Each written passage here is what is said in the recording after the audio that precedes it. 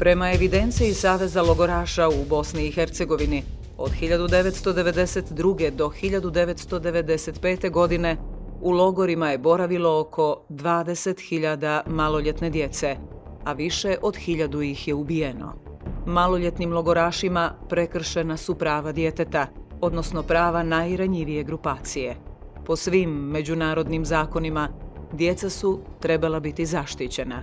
U godinama strašnim, zločini nad djecom vršeni su u logorima, kućnim pritvorima i drugim mjestima zatočenja. Spomenik u naselju Lozje u predgrađu Goražda, na kojem su ispisana imena više od 40 bošnjačkih civila ubijenih u ovom mjestu 22. maja 1992. godine, svjedoči o velikom, do sada nekažnjenom zločinu koji je počinila Vojska Republike Srpske.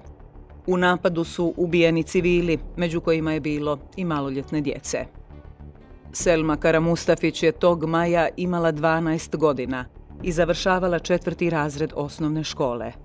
Duboko joj se u sjećanje uselio taj proljetni dan kao tuga i opomena. Kuće su počele da gore. Mi smo bili u kući koja je počela da gore i morali smo da izađemo iz nje. Nismo znali gdje, jer napolje nije moglo, pucao se. Onda nas je majka kroz prozor mene i brata izbacila i prešli smo kod strine u kuću. Tu smo bili možda nekih sat vremena. Kada su došli komšije, muškarci, rekli su da moramo da bježimo.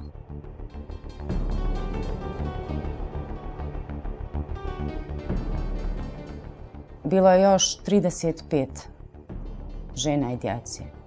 I došli smo do te glavne ceste i tu jedni su legli na cestu, jedni su pretrčali preko ceste.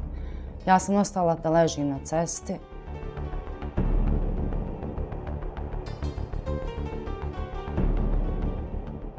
Čuli smo da neko zove Balije, ustajte.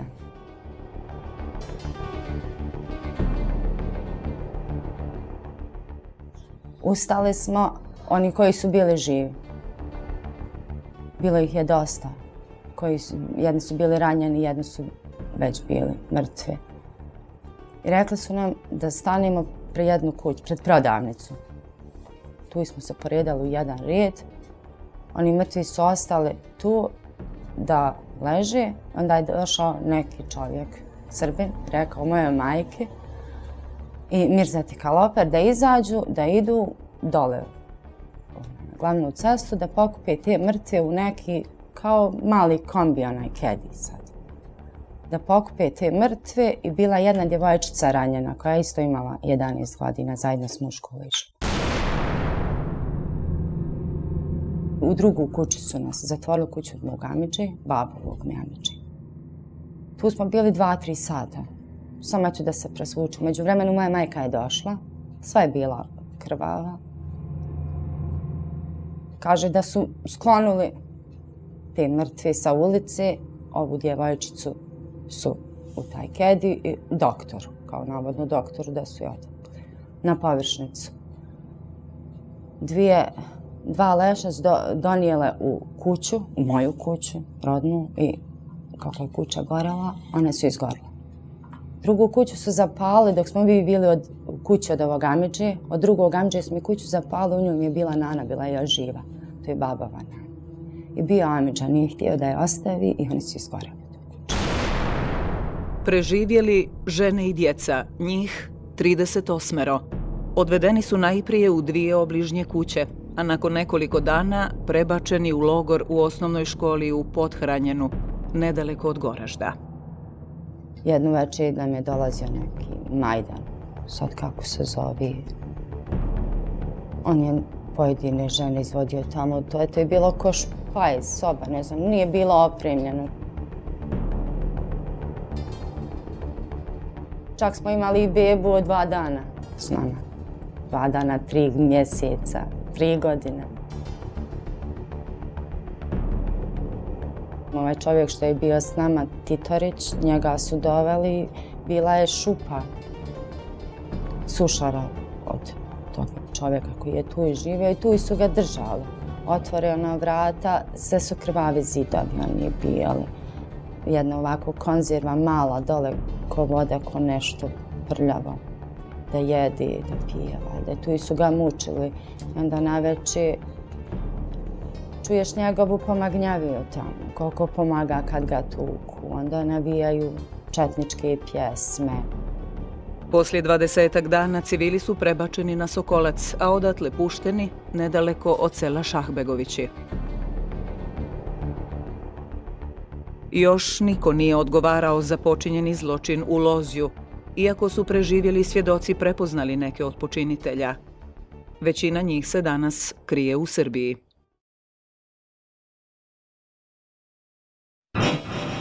Užički korpus Jugoslovenske narodne armije 14. aprila 1992.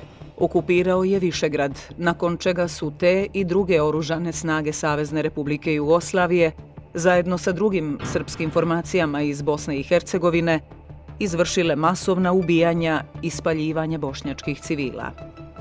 Nermin Hodžić imao je 17 godina, kada je 4. aprila 1992. godine odveden u logor.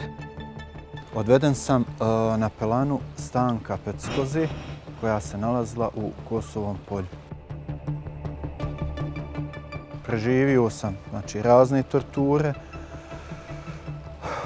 Tu od uposlenih koji su bili, tovario sam municiju i naoružanje, vjerovatno koji su odvoženi na liniji oko Višegrada. Tokom zatočeništva u hotelu Vilina Vlas, Nermin je bio svjedok svakodnevnog iživljavanja nad logorašima. Dešavalo se stvarno grozne stvari, gdje su ljudi dođeni, gdje su ubijani, gdje su maltretirani, žene gdje su silovane. Najviše je bilo fizičko zlostavljanje, gdje sam više puta pretučen, maltretiran. Bio je Mitar Vasiljević, koji je osuđen za ratne zločine u Hagu. Bio je Veljko Plančić, zvani Razonoda.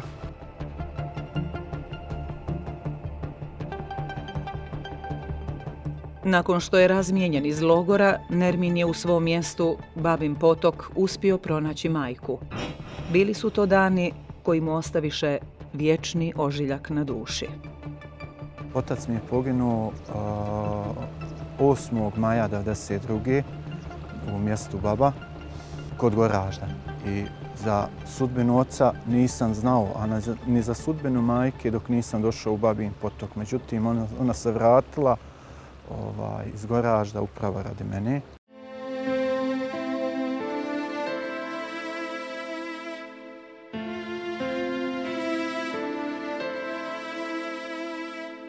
Za 2 dana mi je majka ubijena i njenu smrt sam gledao. Ubijena je od mojih komšija, prvih komšija. Čuo sam njenu priču gdje govori: nemojte mene ništa pitati, ja o tome ne znam ništa. I vidio sam je samo na ćošku ispod kuće kad je izašla i počela trčati i dozivati jednu komšincu, vjerovatno da joj da znak da ona pobjegne. I komšija je došao na ćošak kuće i iz automata je pucao u nju, ranio je. Komšiju znaš? Komšiju znam. Ona je pala i onda je komšija prišao i čitav je okvir ispucao u njenu glavu. Je komšija odgovarao ikad? Komšija nije još nikad odgovarao. Dragi Allah ima, živi i radi dole i sad u Višegradu. Zove se Nenad Niktović.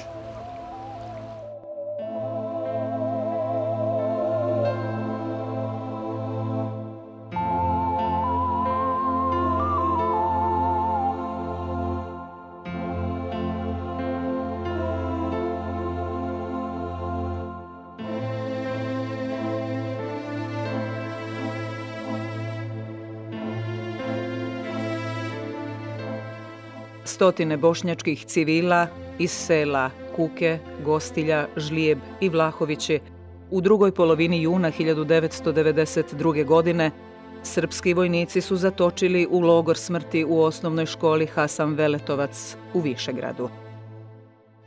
Ja sam Azmir Šabanović iz sela Kuke, opština Višegrad. Te 1992. godine, ja sam imao 14 godina.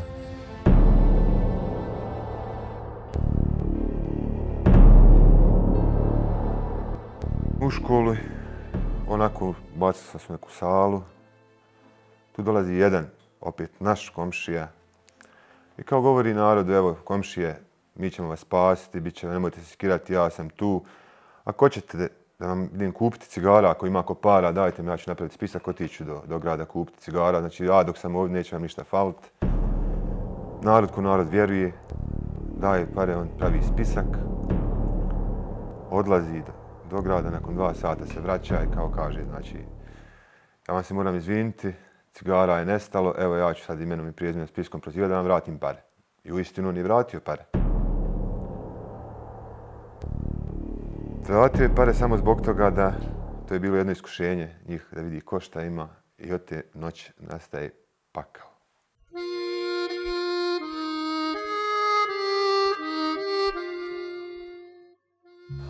Sa mnom, osim svog naroda, sa mnom u školi su bili u logoru moja majka, mlađi brat koji je tad imao nepunih 10 godina, sestra sa svojih 6 godina. Bilo je još puno djeci.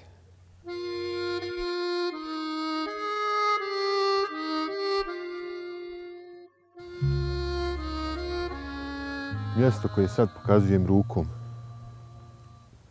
svaki prozor, svaka ona prostorija, kada bi progovorili po jednu svoju neispričanu priču o zlostavljanjima, silovanjima, maltretiranjima, ubistvima žena, djeci, starijih osoba, i zemlja bi plakala. Srpska specijalna jedinica Osvetnici, kojom je komandovao Milan Lukić, ulijevala je najveći strah kod višegradskih Bošnjaka. Logor u osnovnoj školi Hasan Veletovac nije imao klasičnu komandnu strukturu. Bio je pod nadzorom Lukićevih osvetnika. Od svih dešavanja koja se desila u ovoj školi, ne u školu, logoru, meni što proganja je odsječena glava starijeg čovjeka, Ibre Šabanovića.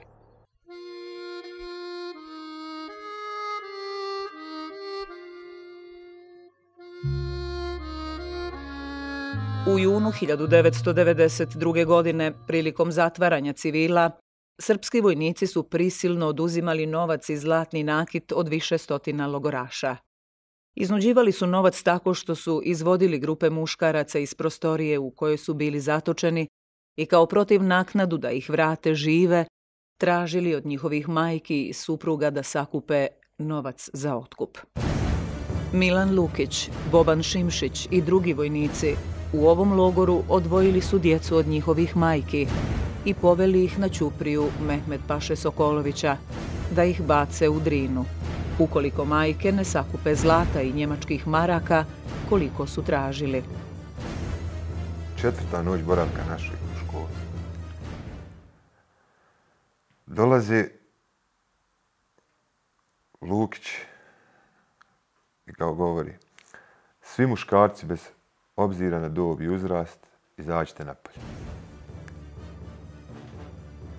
Izašli smo, žene su počele plakati.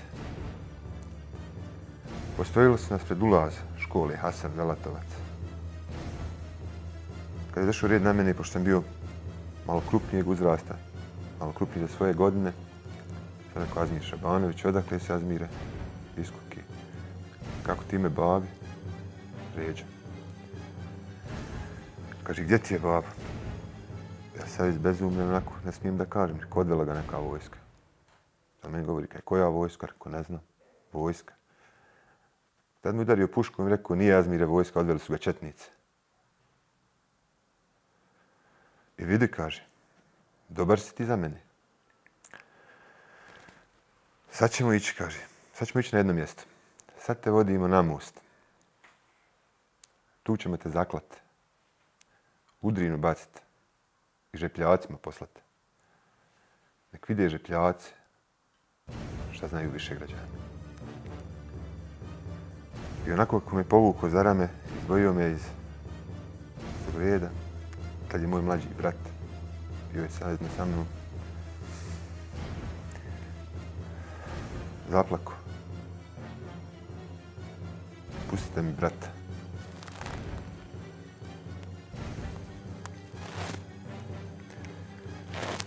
Tad Milan govori njemu, ti si mu brat. Kaže, jesam. Ako ćeš da ti pustimo brata, idi majke i reci da nam skupi tačno 2000 maraka. A Zlata, ona zna koliko ima, koliko joj sin vrijedi.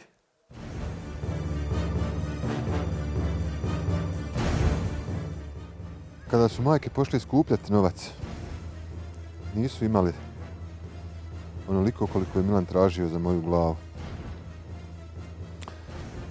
Tada se je javila jedna nana koja je u Svitnjaku Dimija imala sakrivene svoje pare. Prišla je majki i rekla mojoj majki koja je lomila ruke, plakala, jer znala je ako ne iskupi 2000 da me više neće vidjeti. Nemoj plakati, nemoj lomiti ruke. Evo ja ću ti dati pare. Idi kupi svoje dijete. Ako ikada preživimo, ja ti sve halalim. Majka je po završetku rata i nakon pakla koji smo prošli posle logora, majka je išla, našla Nanu, odnijela da joj da pare uz onu našu bosansku hediju, ali običaj tih naših starih i njihov merhamet joj vjerovatno nije dozvolio i ona je to halalila. Zahvaljujući njoj i njenim parama ja sam sad na mjestu kojim se nalazim. Azmir Šabanović pamti i teško će ikad zaboraviti dan kad je sa dijelom logoraša uspio pobjeći iz logora i spas potražiti na slobodnoj teritoriji općine Srebrenica. U julu 1995. godine uspio je preživjeti i genocid nad Bošnjacima sigurne zone Ujedinjenih nacija Srebrenica. Sred bijela dana narod je razvalio vrata na fiskulturnoj sali i počeli smo bježati preko okolnih brda prema selu Gostilja i Kuka, odakle smo ponovo brdima i preko najveće grobnice Drine prešli na teritoriju opštine Srebrenica. Mislili smo da smo našli spas, međutim nakon toga dešava se egzodus Srebrenice, ponovni rastanak mene od mojih najmilijih, majke, brata, sestre. Oni su odlazili kamionima i autobusima, a ja sam šumama, rijekama, stjenama krenuo put bez povratka. Međutim, Božiju pomoć imao sam sreću da sam sa jednom grupom ljudi koji nas je ostalo živi od tih svih silnih zasjeda izašli na slobodnu teritoriju opštine Olovda.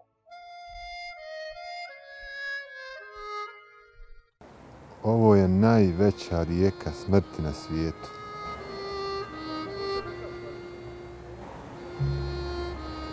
Ovo je najveća masovna grobnica na svijetu.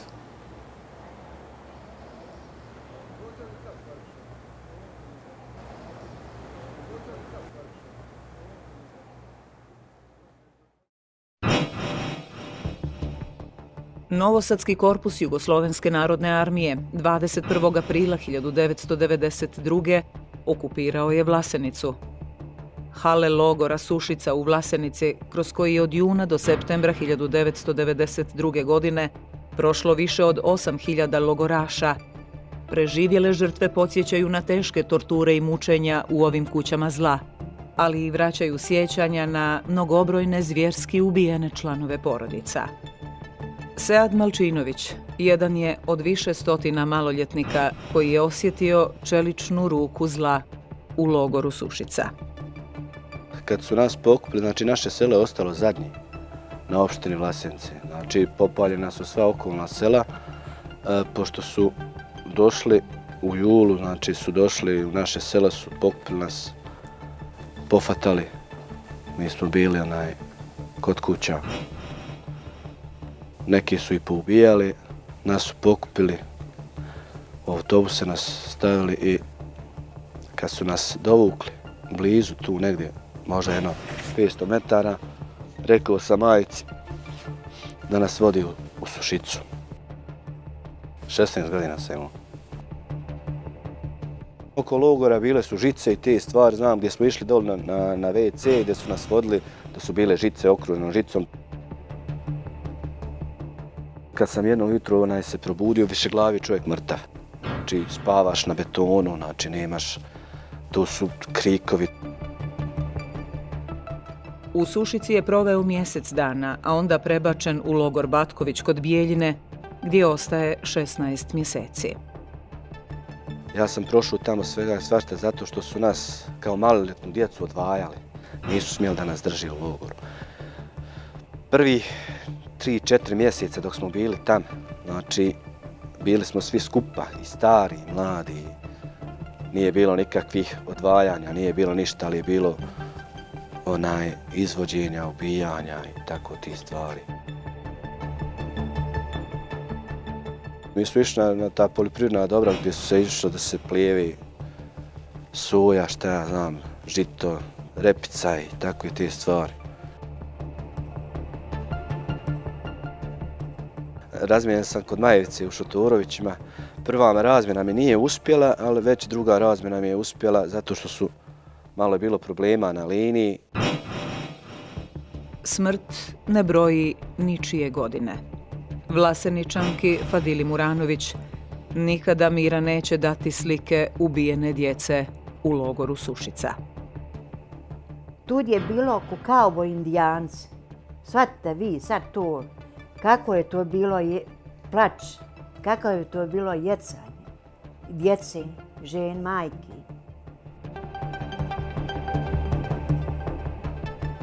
Dijete je ubio Ljenki ja sam bila kad je ubio, majke je zaplakala dijete u naručju u logoru i uzije dijete, kaže sad te neće zaplakati. Od onu bandijeru. Situacija u Bosanskom Novom, gradiću na granici Bosne i Hrvatske, počela se komplikovati u proljeće 1992. godine. Rat u Hrvatskoj u jesen 1991. godine doveo je i mnoge srpske vojnike u Bosanski Novi. Od maja 1992. kreće val granatiranja okolnih bošnjačkih sela. Egzodus Bošnjaka u dolini rijeke Japre počeo je 13. juna 1992. godine. Veliki broj kompletnih porodica odvedeno je u logor u krugu firme Japra u Blagaju. Sva dolina Japri zbijeni smo u jedan džemat Blagaj.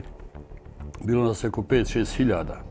Ja sam Šeherzada Čizmo, rođeno Began. 1992. godine sam bila zarobljena sa svojom porodicom u dolini Blagaja. Imala sam nekih 7-8 godina. Rano ujutro probudila me vriska i plać mojih komšija koji su bježali prema šumi gdje smo trebali se sakriti. Ali gore su nas četnici dočekali, drugi se već vraćaju. Znači, gdje smo tu smo sakrivali smo se u podrumu kod jednog komšije, bilo nas je preko 50. Tu smo bili neko vrijeme dok nam nije naređeno da napuštamo kuće. Našli smo se u fabrici Jabra, ograđeno sve žicom. Tu su bili četnici koji su meni bez puške izgledali strašno, sa velikim bradama. Ja se zovem Began Medina i sa svojim porodicom sam 1992. godine bila u logoru u okolici Bosanskog Novog. Za mene se nekako počelo i nešto malo se veoma toga sjećam. Naprimjer, jedna scena kad sam sa sestrom starijom i sa dvojicom kolega, Edin i Emedin, za koje nisam ni dan danas uspjela stupiti kontakt s njima. Ljuljali smo se i u tom trenutku odjednom sam htjela ići mami. Ko malo dijete, hoću da budem u blizini mami. U tom trenu, dok sam ja krenula, začelo se pucanje, za nas su pucali.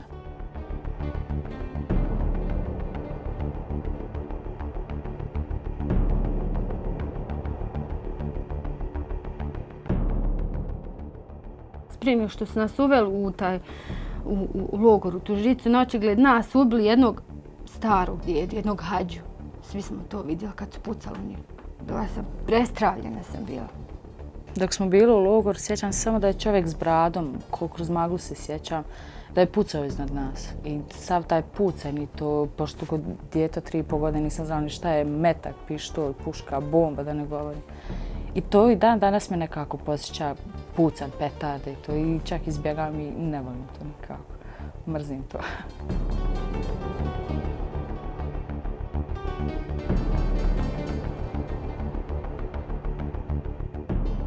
Moja lična pretpostavka je da je u toj Japri, dakle u toj firmi, bilo preko 1000 djece zatvoreno. Čak sam čuo većinu i vrisak te dječice, a manje ovih odraslih, kada je unišao četnik u prostoriju, pucao po plafonu, prijeteći da ih pobije. U tom trenutku sam ja došao do prozora te barake i vidio sam da su svi posjedili. To je jedna jako ružna slika koju pamtim, a to su sve skoro djeca. Djeca i majke, jer mi smo muškarci vani. Nama je nisu dali unutra. Po tome zaključujem da je bilo preko 1000. Tad je moja kćerka imala potrebu za malom nuždom, ja sam i kroz prozor uspio iznijeti i vratiti je ponovo. Možete misliti koja osjećanja, moje osjećanje da vraćam dijete ponovo u prostor gdje divlja, gdje puca i tako dalje. Rađe bi pobjegu preko žice. U stočnim vagonima logoraši su prebačeni do Doboja, gdje su razdvojeni. Djeca i žene pušteni su na slobodnu teritoriju pod kontrolom Armije Republike Bosne i Hercegovine, a muškarci ponovo vraćeni u Blagaj, odakle će biti prebačeni u logor na stadionu Mlakve u Bosanskom Novom. Vidio sam kako Sifeta Beriktarevića rahmetli ubijaju na očigled njegove djece koji su gledali iz tih vagona, uzimaju mu ključeve od Mercedesa 123 i pucaju u njega. Kad su nas strpali u vagone za stoku, sjećam se da mi je ispala cipelca i od guže, pošto nas je bilo previše. Sjećam se da nisam mogla sama pronaći ni ja, ni moja mama, ni sestra. I dobro sjećam, bila je crna, mala, lakovana cipelca. Čak i dan danas volim lakovane cipelce. Nešto mi je tada ostalo. Jedna djevojka je slučajno pronašla to i dala mi. To je bio baš za mene savršen trenutak, nešto što me je baš ispunilo.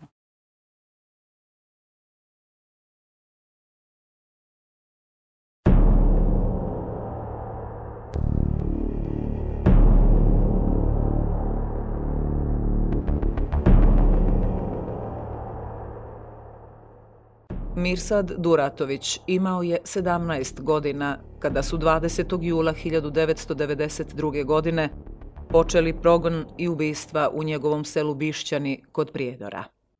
U čitavom tom području bile su isključena voda, struja, telefon u onom dijelu kom je bio, snabdijevanje sa prehrambenim namirnicama u ove lokalne trgovine prestalo i mi smo se našli u jednoj, tako slovno da kažem, kao u nekoj staklenoj kugli.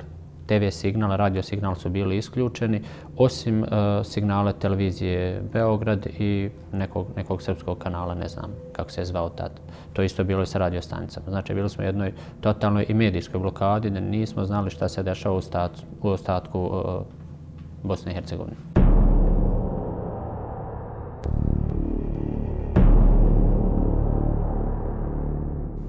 Jula ujutru krenula je akcija ta etničkog čišćenja mog sela i još susjedna 2 sela, Rizvanovića i Rakučana.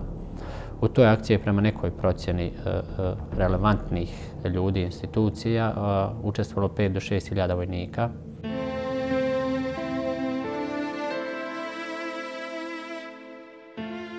Mog oca i njegovu braću i komšiju i te stričević su odveli niže naše kuće u jednu šumu i odmah streljali, a dida i nanu su ubili kod njihove kuće koja je također tu u neposrednoj blizini moje porodične kuće.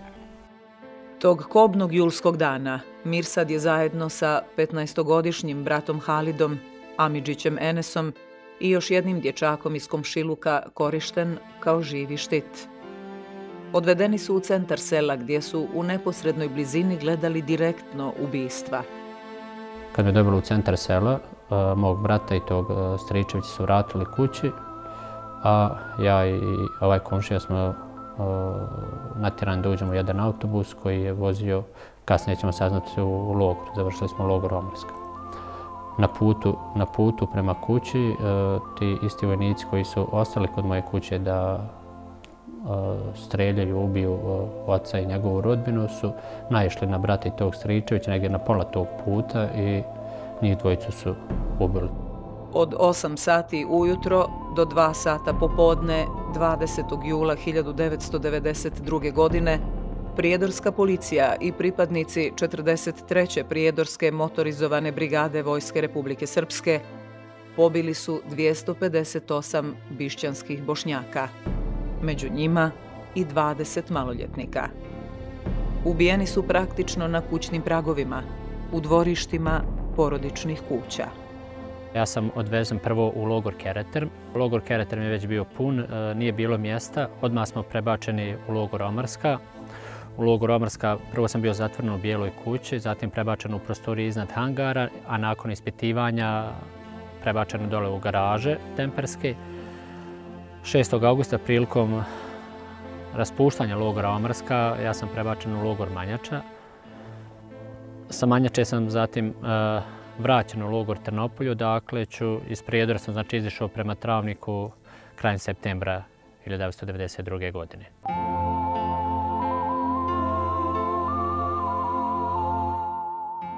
Otac je bio invalid koji nije služio ni Jugoslovensku narodnu armiju. Ja i brat išli u srednju školu. Nismo bili nikakav, da kažem, po njihovim tim legitimni cilj. U logor odveden, nisam bio pripadnik nikakve ni vojske, ničeg, čisto kao civil.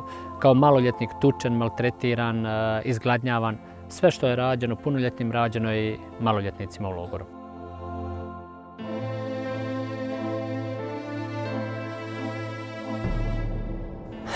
Bijela kuća jeste jedan od objekata Omarske o kojem se najviše govori, najviše priča i koji je sinonim logora Omarska i mjesto najstravičnijih ubistava i zločina.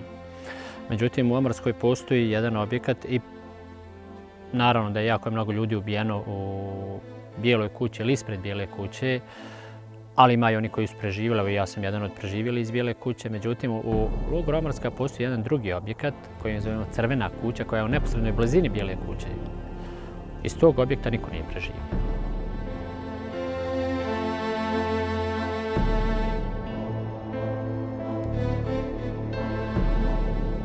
Prijedor je specifičan po broju zatočenih žena i djeci. Znači, osim što su maloljetnici bili zatvoreni u Keretermu i Omarskoj i dio njih kasnije prebačeni na Manjaču, Trnopolje se može klasificirati kao jedan logor za žene i djecu. Znači, kroz Trnopolje je prošlo, pazite, prema podacima Haškog tribunala, zanemarit ćemo podatke udruženja koja se bave pitanjem žrtava logora i generalnog genocida prijedorskog. Haški tribunal je iznio podatak da je kroz prijedorski logor prošlo 31.000 Bošnjaka i Hrvata.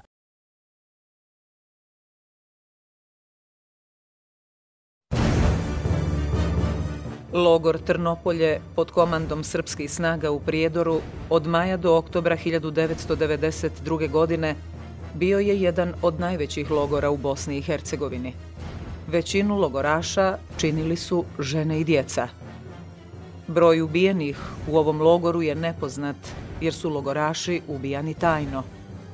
U prvoj polovini augusta 1992. godine svjetske agencije su pod oznakom hitno plasirale vijest da srpske vlasti u Prijedoru u logorima drže hiljade bosanskih muslimana. U knjizi rođenih u Prijedoru ispod datuma 19. april 1987. godine zapisano je ime Emira Mulalić.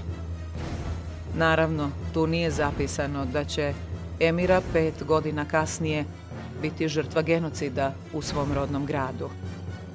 Ubijena je u logoru Trnopolje, dok se igrala. I ona je letala meni oko nogu između nas, igrala se. I samo odjednom dijete pade. Država mene za nogu i pade. I ja sam odmah pogledao ovako, vidim, pušta se kapak s jedne kuće neki 300 metara. Pušta se kapak, ja vičem snajper. Odatle je odlučeno od strane srpskih vlasti da se pokuša dijete spoznati da mora ići u Banja Luku. I da ja ne idem, da samo žena ide sa njima. Pošto ima punktova opasnih, to sve. I umna je žena nju držala u krilu i ona je njoj izdahla pred bolnicom u Banja Luci. Prošlo je jedno 15 dana, a nikako dijete ne daju. Mi tražimo dijete, ne. Tad je došao Tadeuš Mazovjetski, taj logor, imate problema, ovo, ono, ja sam zaplakao preko njemu i rekao, u mene dijete 15 dana u Banja Luci i tako to izdalo je i ne vraćaju. Onda su srpske vlasti odobrile da ide kombi i da ide nas trojice. Ja sam čašav skonuo, vidio sam to, ako nije bilo 100 operacija, kako su šivane i sječene po djetu, Bog mu bio izgasa, mladi doktori učili i unutrašnjicu sigurno mlado dijete vadili i tako to zdrave organe. Kad smo ušli mezari kod škole Trnopolje, da ukopamo dijete i ćerku, je Senad Rizvančević, on je imao petlju pa je proučio Fatihu, kliknuo, a Samka je u mene zaplakala, a je udario jedan kundakom i rekao da je majku Balejsku, šta plačeš, kaže ona je. U Kamičanima kod Kozarca 20. jula 2016. klanjana je dženaza za 8 žrtava, civila bošnjačke nacionalnosti, koji su ubijeni 1992. godine na području Prijedora. Najmlađa među ukopanima Emira Mulalić. Dječji tabut veličine bešike spušten je u šehidsko mezarje u Hambarinama.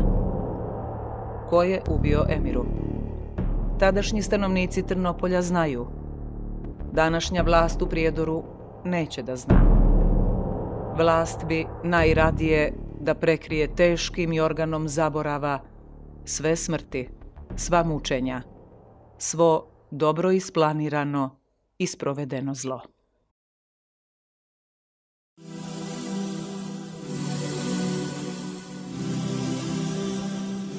Nakon što je u sklopu vojne operacije Vrbas 92 Vojska Republike Srpske 27. oktobra 1992. godine okupirala Jajce, dio građana bošnjačke i hrvatske nacionalnosti odveden je u logore, gdje su bili izloženi raznim metodama mučenja, maltretiranja i ubijanja. Ja se zovem Ramić Damir iz Jajca. Imao sam 11 godina kad sam odveden u logore.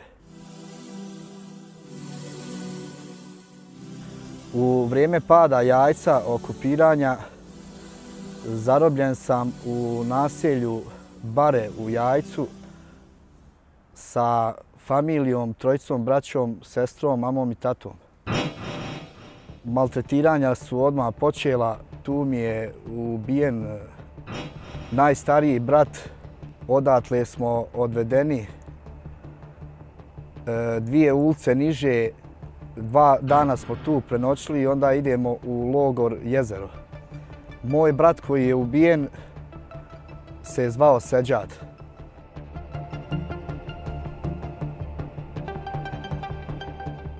A moje od najgorih mučenja je bilo kad su nas iz Jajca prebacivali u Jezero, u logor u školi. Ubačeni smo nas možda 20-30 u Maricu, takozvano ono policijsko vojno auto, gdje su mene odmah potrpali i valjda su me zagušili, ja sam se onesvijestio.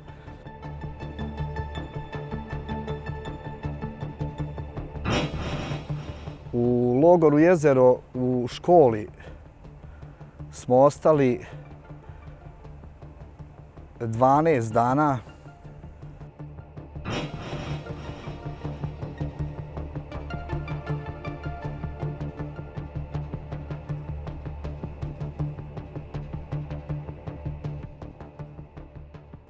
Odatle nas prebacuju organizovano u autobusima gdje smo cijelim putem morali imati sagete glave da nas ne bi neko primijetio, u logor u Donjem Vakfu, u Hale.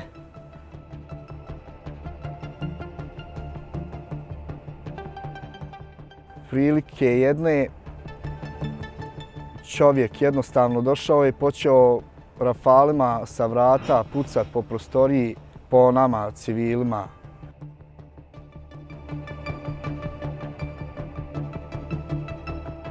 Mog brata su tukli da je poslije logora živio još 3 godine. Zvao se Elkaz. Imao je tada 20 godina.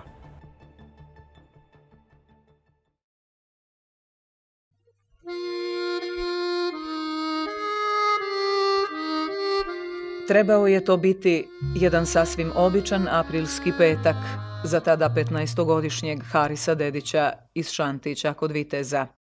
Međutim, 16. aprila 1993. godine u rano jutro pod šifrom 48 sati pepela i dima snage Hrvatskog vijeća obrane izvele su napad na nebranjeno selo Ahmići koje graniči sa Šantićima. To jutro otac je se spremao na posao da ide i brat i otac. Ja sam se školovao, oni su normalno čuli pucnjavu, ustali su i otišli smo kod brata u susjednu kuću. Sve je više i više pucalo, mi smo se jednostavno uznemirili. I na jednom čuje se lomljavina stakla. Otac je pogledao, a nije meni dao da gledam šta je. Već dole u susjed kod komšije, šefika, sam htio reći, došla je ta jedinica HVO-a, to je ti džokeri. I sam htio reći, neko je nama pokucao na vrata. Jedan od bojovnika Hrvatskog vijeća obrane rekao je Harisu da skupi sve muškarce iz komšiluka i da ih dovede u svoju porodičnu avliju, što je on i uradio. Muškarci su bili razdvojeni od žena i djece. Oko 30 bojovnika, obučenih u maskirne uniforme, žene i djecu su odveli u garažu Harisovog oca, a muškarce prema jednoj kući u komšiluku. U garaži je bilo oko 40 osoba. Nakon što su ih zatočili u garažu, čuli su se pucnji. I jednostavno čuje se rafal i oni su svi pobijeni. Kad su otvorili garažu, ja sam bio među naprijed. I ovaj vić je nepoznati, hodi, dođi i ti vamo. Reku, neću, ubit ćete me. I ja dođem tako pred njih su bila 4, kažu, kako mi je ime, tako rekao, kaže ovaj komšija što sam sa njim igrao lopte i tako, pusti njega, kaže, nema 12-13 godina, tako da sam i drugi put bio ostavljen. Haris je tog dana vidio mrtva tijela svog oca Mustafe, starijeg brata Fariza, kao i drugih rođaka i komšija. Kad smo izašli, leži u mene otac, leži Hrnić Mehmed, Hrnić Avdo ovdje ispred kuća. Tu su ubijeni Hrnić Mehmed, Hrnić Ado, u mene otac Mustafa, tetak Ribo Munib, Ahmić Islam, u mene Dajđa Šilja Kadem, brat mi u avliji. Zločin je izvršila Vojna policija Hrvatskog vijeća obrane pod komandom Paška Ljubičića, a udarna snaga bili su specijalna postrojba Džokeri. Među 116 bošnjačkih žrtava u Ahmićima ubijene su 32 majke i 11 djece. I dolazi isto neki pripadnik HVO, odvodi, hajmo kaže, koji su kupili mrtve, odvodi dvojcu braće Zenura i Amira i Ahmić Hašma i to dižu mene, da mene, sam htio reći, povedu,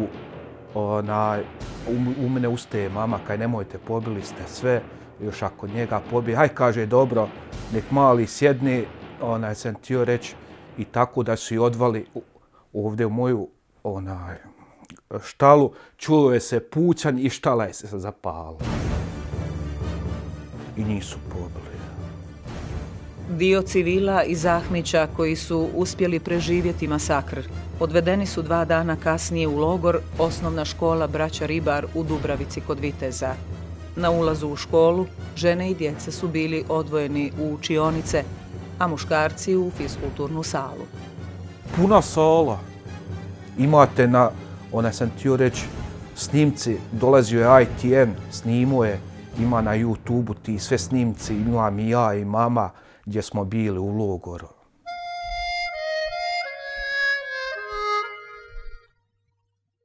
U rodnim Šantićima Haris Dedić u svom bolu živi sam. U bolu koji mu je jedina imovina i najbliža rodbina.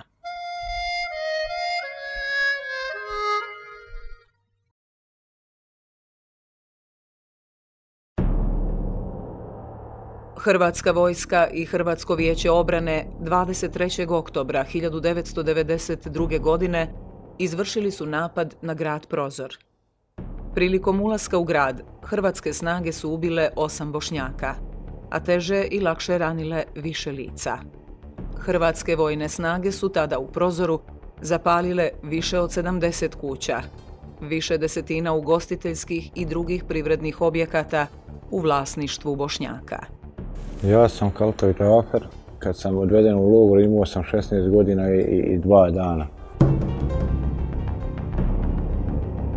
Ja i moji roditelji smo živjeli u centru grada, bili smo dobro situirani. Otac mi je bio direktor jedne trgovačke firme DTP Makijena, mama mi je bila glavni geometar na općini Prozor. Naša kuća je zapaljena među prvih 5 kuća u Prozoru.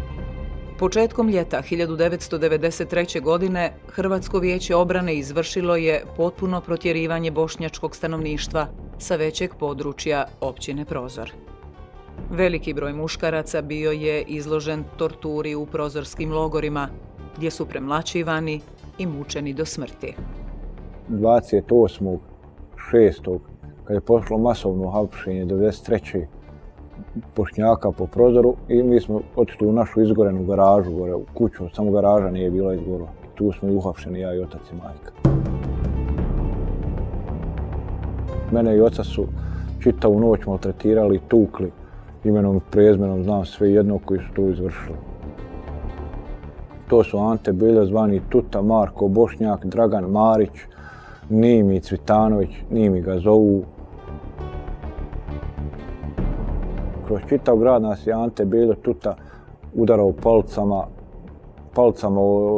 držalcama od lopate i nema čim nije. On se vozio na biciklu, a mi smo pripuzili od kraja do vrha centar grada. Taj čovjek se nalazi u Zagrebu, Ante Beljo.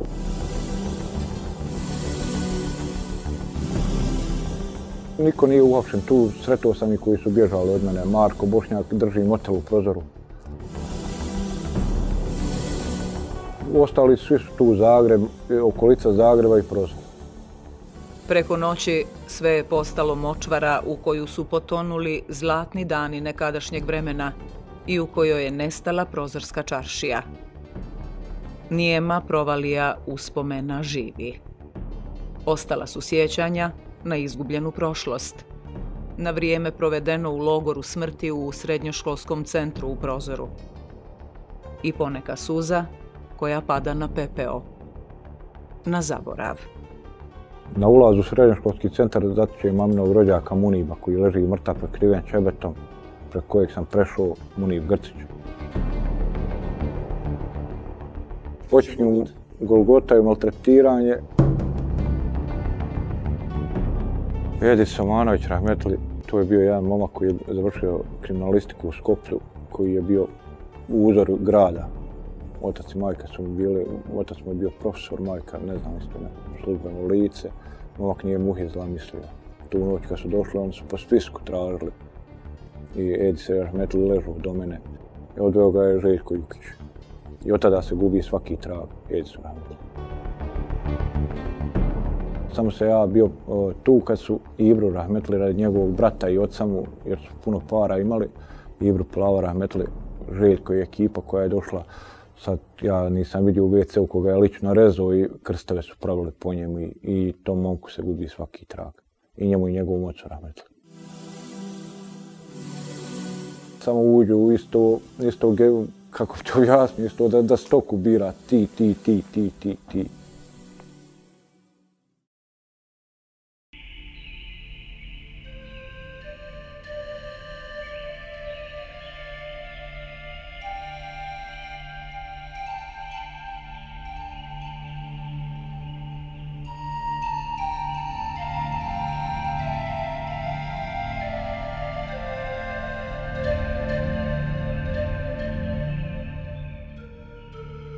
Bošnjaci iz Stoca s neizmjernom tugom sjećaju se ljeta 1993. godine, kada su masovno hapšeni i zatvarani u prostorije Koštane bolnice u svom gradu.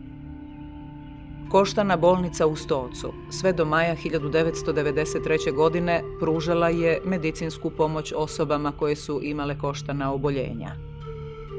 Kako se navodi u haškoj optužnici protiv čelnika Herceg Bosne, 10. maja 1993. organi vlasti Herceg Bosne iz tog objekta su iselili bolesnike i pretvorili ga u zgradu vojne policije. Koštana bolnica je potom, kako se dalje navodi, upotrebljavana za kraća zatvaranja muškaraca Bošnjaka. Počev od 1. jula 1993. Vojna policija i prva brigada Knez Domagoj Hrvatskog vijeća obrane provodile su masovnu i sistematsku kampanju razoružavanja i hapšenja vojno sposobnih Bošnjaka u općini Stolac. Dio uhapšenih bio je zatočen u Koštanoj bolnici, da bi zatim bili prebačeni u logore Dretelj, Gabela, Ljubuški i na heliodrom kod Mostara. Kad je počeo rat, odnosno agresija Bosne i Hercegovine, ja sam imao 16 godina, znači 92. godine, pošto sam rođen 76. i završio sam bio, to još je ostao mjesec dana, bio prvi razred gimnazije u Stocu. Sam završio i tako je počeo rat i praktički moje školovanje je prestalo 92. godine jer nisam htio da idem u školu Herceg Bosne. Počeli su ti incidenti, odvođeni su ljudi, naročito ljudi koji su mogli nešto da organizuju, da budu nekakvi lideri, da bi se nešto organiziralo između Bošnjaka. Ti ljudi su već, znači, u proljeće 1993. godine odvedeni na, ne znam, na informativne razgovore, bilo im je uskraćeno kretanje. Već se tu vidjelo da neće na dobro izaći.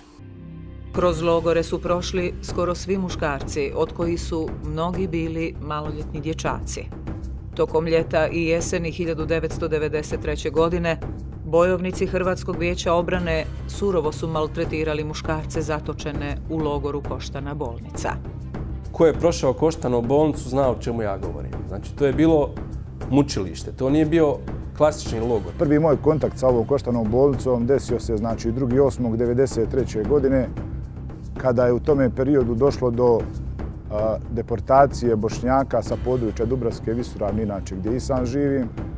U to vrijeme, znači, hapšenja i svega toga, bio sam maloljetnik, imao sam 17 godina. Prvog dana pred nama su vojni policajci Herceg Bosne premalatili momka, Hot se prezivao, znam ga, živio je na Gorci pored Stoca, poslije je poginuo u armiji BiH.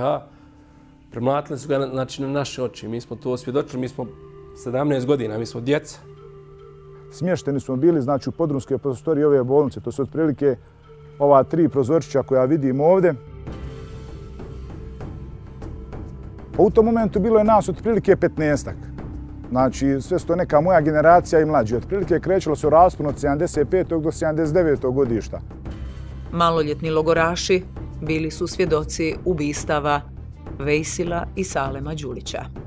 Ono što je posebno obilježilo zločine u Koštanoj bolnici je bila tragedija porodice Đulić. Svjedok sam 2 ubistva Salema i Vejsila Đulića, zato što sam bio ti. Ljudi koji su bili njih, bili su i mene.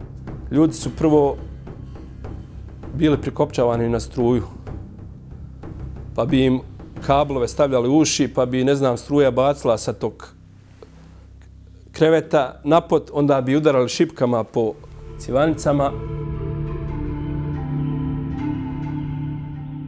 Vejsil Đulić je bio stariji čovjek i on je preminuo. Salem Rahmetli Đulić, koji je bio naš zet jer je oženio jednu moju rodicu prvu, on je praktički ubijen. Njega su doveli nama u ćeliju posle tog premočivanja i on je u stvari izdahao na podu pred nama. Salem Rahmetli je bio znači, pripadnik HVA, Vejsil Rahmetli nije bio penzioner. Kontamo, hajde, evo oni su podlegli, sad će se nas okanti. Ali ne, noć je nastavila gore. Tada su nas pokrili da mi njih pokopamo, stavili smo u kamion, 5-6 nas maloljetni idemo na obližnji harem, kaplana harem, koji se nalazi kod moga sela. Zakopamo njih. Iako su stolački maloljetnici na svojoj koži osjetili užas i drugih hercegovačkih logora, napominju da je Koštana bolnica drugačija od drugih. Prvi koji se življavao nadamnom, znači bio je čovjek koji znači, trenutno živi u Stocu, koji je tu u Stocu, Marin Korajić, zvani Migo.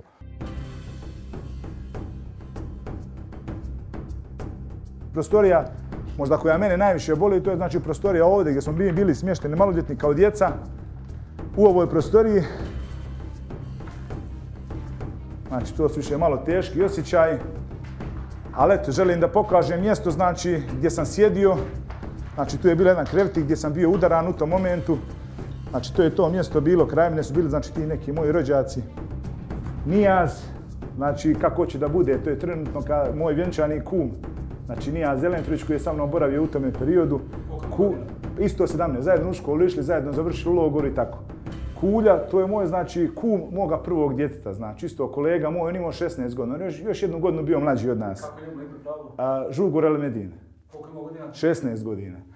Salko. Ovo je Salko, znači potpis Salke Isakovića Rahmetli. Znači išao sa mnom u školu, isto elektrotehničku u Čapljinu. On je poginuo u saobraćaju nesreći 90, možda 6. 7. godine. Koliko godina? 17 godina. Amer Obradović, 19.8.1993. Ovdje je bio jedan sto, bio je školski ormar, njih 4-5 je stajalo ovdje. Znači za stolom sjedi komšija moj Boro Perić, do njega sjedi njegov Šura Šurjak, Marinko Šutalo. S ove strane poznam znači Nikicu Boškovića, zvani Laci, koji je znači generacija, 3-4 generacije ispred mene. Znači gledam ljude koje poznam, ali vidim da to više nisu ljudi, da njihove face ne odgovaraju onim ljudima koje sam ja poznavao. Stajući kod stola pitaju me zašto su palio moju kuću, gore, ma nisam Boro, zašto si pucao na nas, gore nisam, pa ja sam dijete, ja sam u školu išao, odakle mi puška, ono, jesi moraš priznat da ste vi upalili crkvu na Ladiće, da ste upalili naše kuće, ma Boro nisam, rekao ne mogu to priznat kad nisam, jesi. Iza mojih leđa je znači bio Mile Pjerić, to je jedan od ljudi koji je počeo prvi da me udara. Znači, to je čovjek koji je prvi podigao ruku na me, prvi koji me udario, čovjek koji se najviše življavao na meni. Znači, čovjek koji trenutno živi u Stocu i drži jedan objekat u svome vlasništvu. Znači, čovjek koji je jednostavno toliko zla načinio meni, mojoj familiji, mojim rođacima da se ne može zaboraviti. Kako on, tako i vjerovatno svi ostali. Taj Mile toliko, znači, pogledao u me, gledao kao ajmo glavom udaraju u ormar, ormar je bio tu, znači udarao sam glavom u ormar, govori jače, udarao sam jače, znači dok ta stranca od ormara nije pukla i pala. Od premlaćivanja je tu poginuo, ubijen u stvari, Suad Obradović, Sudo. Njegov brat je 1992. godine kad su se povlačile srpske snage zajedno sa pripadnicima HVO-a, ratovao, išao prema srpskim linijama i poginuo na Ošanićima. I sve smo mi to sa njima proživljavali, doživljavali, bili tu, gledali to, čuli. Imao sam sreću na kraju da je moja sestra ranije, znači još prije rata, otišla u Švicarsku, tamo je živjela i radila. I ona je preko nekih poznanika došla do nekih kanala i platila jednom Hrvatu iz Čapljine da me izvuče. U stvari, ona me otkupila. Platila je 4.500 maraka i ja sam praktički kupljen izašao iz logora Herceg Bosne.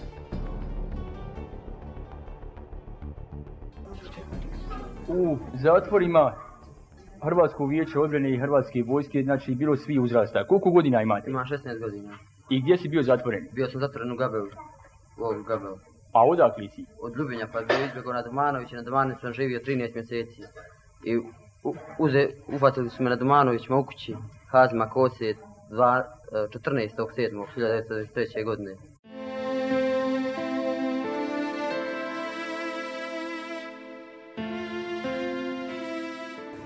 Ovdje još sa nama jedan od mladih zatvorenika. Koliko godina imaš?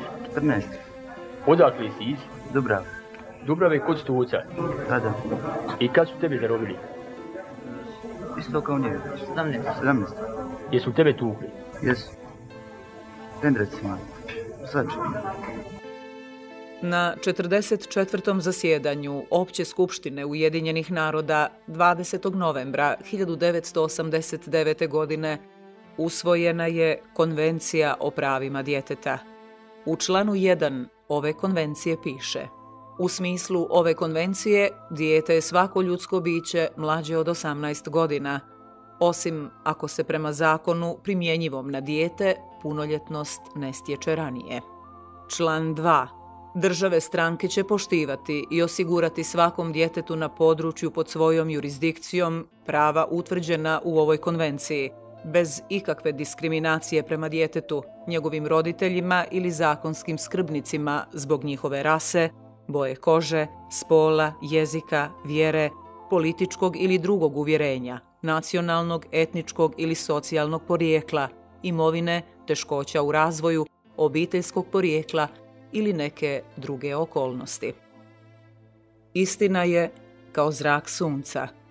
Kako god je zatrpavali, ona se pokaže.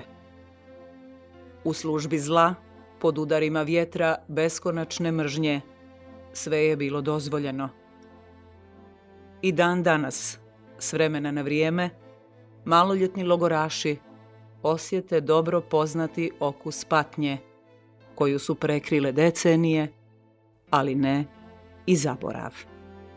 Vrijeme prolazi, ali rane ostaju jako su rane urezane. Išao sam na preglede kod gospodina Farka u Travnik i kod gospodina Asmira Karadže, koji je šef ginekološke klinike u Travniku. U mene su od udaraca uništene dole proizvodnja ti plodnih ćelija je uništena u donji testita. Zbog toga ne mogu imati djece. Ja mislim da treba govoriti da ljudi griješe ukoliko ne govore ono što je istina. Teško je izdvojiti bilo što. Svaka sekunda je bila iščekivanje smrti, neizvjesnost, strah,